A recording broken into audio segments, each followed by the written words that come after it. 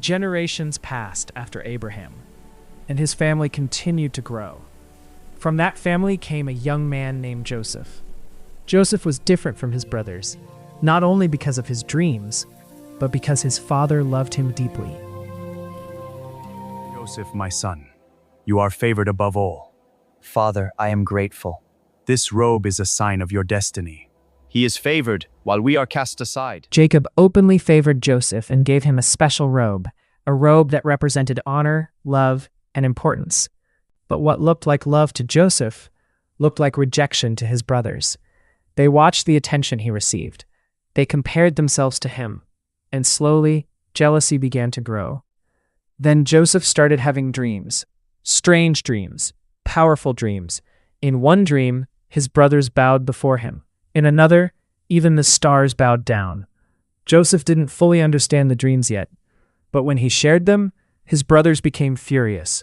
To them, Joseph sounded proud, arrogant, like someone trying to rise above the family. And from that moment, their hatred deepened.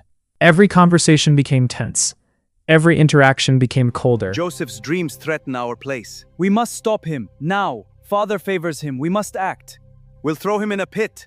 Tell Father Until he one was day, killed. everything changed. Joseph's brothers were working far from home, and Jacob sent Joseph to check on them. As Joseph approached, his brothers saw him from a distance, and immediately their anger returned.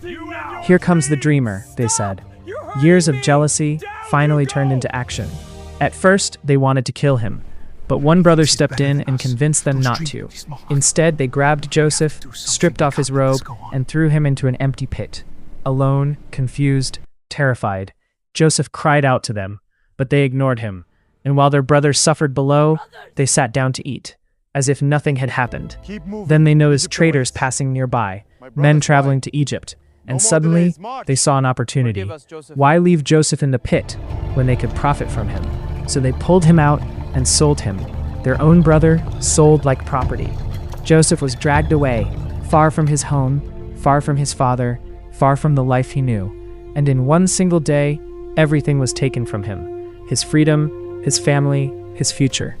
Imagine the pain, the confusion, the betrayal, not from strangers, but from his own blood. And yet, this moment was not the end of Joseph's story, because sometimes the place where people abandon you becomes the place where God begins preparing you. Joseph thought his life was falling apart, but behind the pain, a greater purpose was unfolding. What looked like rejection was actually redirection, and though Joseph could not see it yet, the journey that began in betrayal would one day lead him to power. But first, the process would become even harder.